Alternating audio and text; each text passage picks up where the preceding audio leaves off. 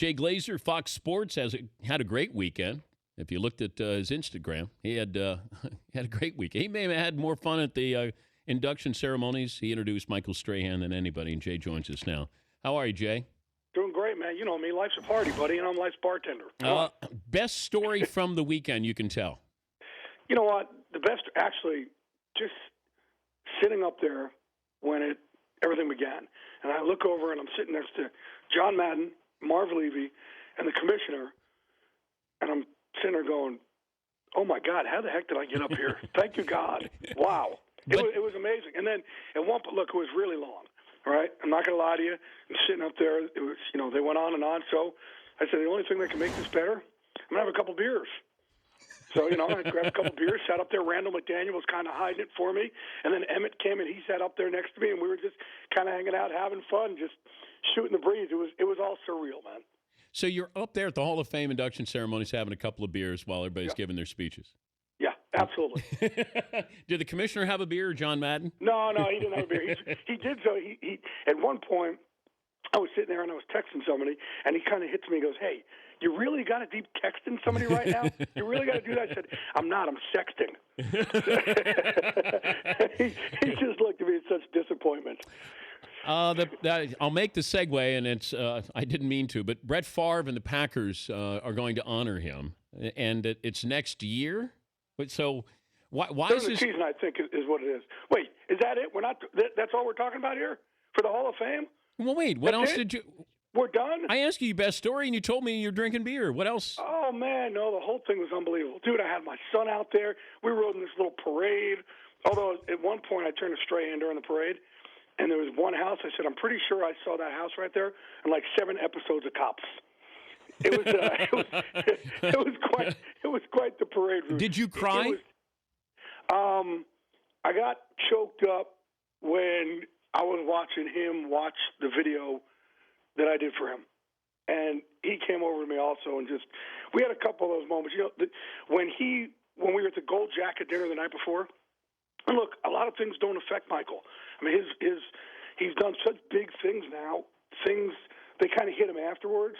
But when, Howie Long and all these huge Hall of Famers who he knows with Gold Jackets, they came out to that Gold Jacket dinner. I turned to him, we turned to each other at the same time and almost said the same exact thing. Like, dude, you're one of them now. Yeah. Are you kidding me? And it really hit him then. It was just, for me, man, Dan, you guys know me. I'm a loyalty guy. People these days, they don't get it. They don't understand it. They don't understand, especially people in our business. Don't go for the scoop. Go for the relationship. Be loyal. And everybody needs a headline grab. And that loyalty, Michael said to me, because people are going, why didn't you have a head coach? Why didn't you have somebody like that? He said, hey, I've had 3 head coaches. I got one best friend. And that, it's not often you meet someone in your adult life, you feel like you grew up with them. That's cool. Jay Glazer joining us on loan from Fox Sports. Can I move on to Brett Favre now? Yeah, go ahead. All right, God. Why is it taking a year? Why is this being announced that Favre's going to be inducted and they're going to retire his jersey? And how's the relationship between Favre and the Packers? I don't think there's been a big relationship there. But one thing, when this thing went down originally, and it looked like, oh my gosh, this is going to be irreversible as nothing. And even back then, people in the Packers would say to me, "Time heals all wounds," and they always knew. And it does. No matter how bad things ever get with someone. Besides Marcus Allen and Al Davis, when there's Hall of Famers who've done so much for an organization, time does heal all wounds. So he's going back. He'll be introduced, and they'll retire his jersey. Retire his jersey, and rightfully so. And look, he put them through torture back then. Ted Thompson and Mike McCarthy, they're not grudge holders.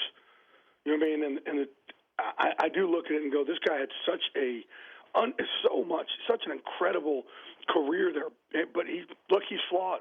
People are flawed, right? But again, you want to kind of celebrate what the man had done for the franchise instead of what he didn't do for the franchise. This Josh Gordon situation with the Browns, this is a long appeal. Does that? Yeah, you know what? Here's the deal with him. Also, he's actually a good kid who has a problem that's not just weed. He has other problems, and he's got a lot of issues there. And weed kind of covers it up. But the thing about him, like, he wants help. But he definitely wants help. You know, where Justin Blackmon, he didn't do stuff he needed to do, and he just kind of went out there. This kid really, truly, honestly wants help. And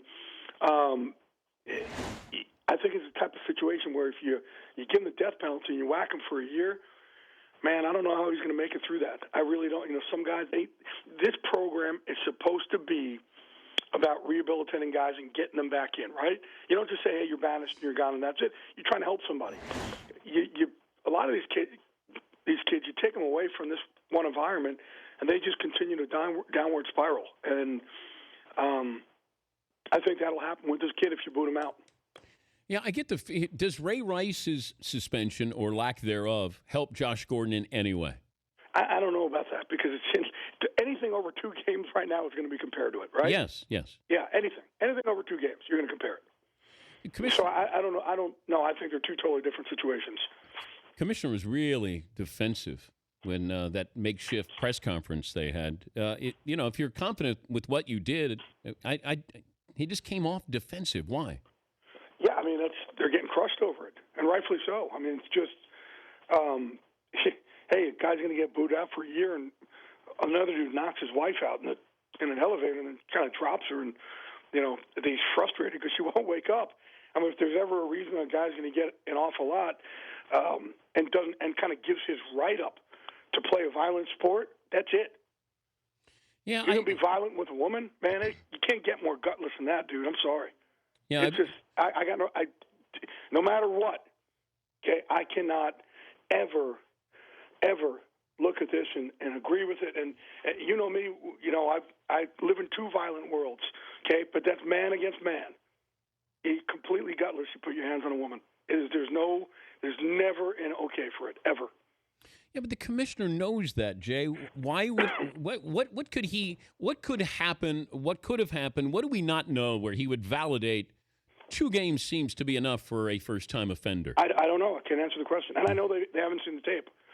So it's not like they saw what happened in the elevator. They haven't seen the tape? No, nobody's seen the tape, but I believe it's just the DA has seen it. Why? People haven't seen the tape. It's a confidential tape. So, but again, what Ray Rice and his wife did, they went in there and they kind of threw themselves at the mercy of the court, and I would say the league office, and they can't be in there at the same time, Jay. That's what bothers me more than anything here. I have to have Ray in there with the commissioner. I have to have a domestic violence counselor. I have to have somebody in there who understands this more than a commissioner and needs to be somebody who could be the mediator here. I need to have his wife go in separately. If she's in there, what do you think she's going to say? Yeah, I'm not in. I wasn't in the meeting. I don't know. Mm-hmm. And for me, like, you already know my stance. You know my stance. You get violent with a woman, you should have your right taken away to play a violent game. Before I let you go, this deal with Andy Dalton, 6 years, $115 million. Was there any thought the Bengals were not going to give him? Nope, never. Okay. They're something they've always worked on, and no, it's always something that they see him every day. We don't. We've seen a couple playoff losses, and I get it. But, man, when you don't have a quarterback, it's so hard to find one. Life is miserable when you don't have one. And that's why a lot of times these teams overpay for one of these guys. You got to understand, life is so miserable in the NFL when you don't have one of these guys. That's why, when the Bears traded for Jay Cutler, they sent the moon over there for him. They didn't care because they're like, hey, we'll trade away everything because we don't have, life is so bad when you don't have one of these guys. Congrats on this weekend. Thank you. All kidding aside, it was a great moment, and I know it meant an awful lot to you. Yeah, it really did, man. He's, like I said, he's like my little brother who's all grown it up now, right? He's all grown up. It was just amazing to have my son there with me also with this, and his whole family there. It was, man, it's 22 years, man. I kind of earned it. He and I give each other a lot of crap over the years. I'm like, hey, man, I earned this with all arguing and fighting we've done. Thank you, Jay. Thank you, buddy. All right, Jay Glazer, Fox Sports.